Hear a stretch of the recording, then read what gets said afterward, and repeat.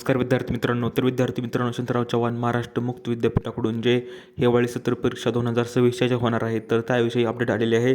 तर त्यामध्ये असं सांगितलं आहे की हिवाळी सत्र परीक्षा जानेवारी 2026मध्ये जे 11, 14, 15 व 16 जानेवारी 2026 रोजी आयोजित करण्यात आलेल्या परीक्षांबाबत अपडेट आलेले आहे. तर पूर्ण व्हिडिओ पहा आणि पूर्ण माहिती समजून घ्या, जेणेकरून तुम्ही जर YCMOUचे जर विद्यार्थी असाल तर क्रिश टॉक या चॅनल सबस्क्राईब करायला विसरू नका, जेणेकरून यशवंतराव चव्हाण महाराष्ट्र मुक्त विद्यापीठाचे सर्व लेटेस्ट अपडेट तुम्हाला लवकरात लवकर चॅनलवर मिळून जाईल.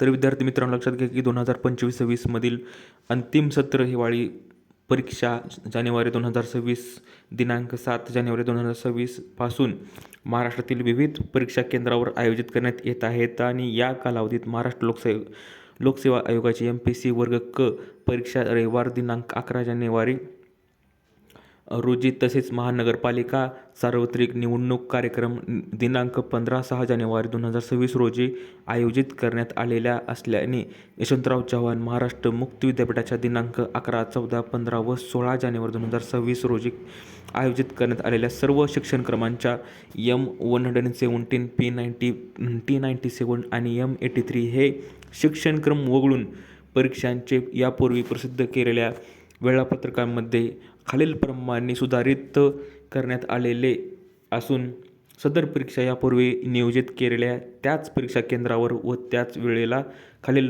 प्रमाणे आयोजित करण्यात आलेले आहे. तर टाईम टेबल हा चेंज झालेला आहे.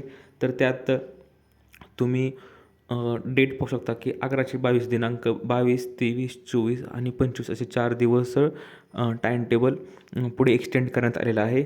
तर स्क्रीनवर तुम्ही पाहू शकता. तसेच M17, P19, 97, 83 या सर्व शिक्षणक्रमांच्या दिनांक 11, 14, 15, 16 जानेवारी 2026 रोजी आयोजित करण्यात आलेल्या आहेत. आणि परीक्षेचे सुधारित वेळापत्रक स्वतंत्रपणे संकेतस्थळावर प्रसिद्ध केले जाईल, याची नोंद घ्यावी.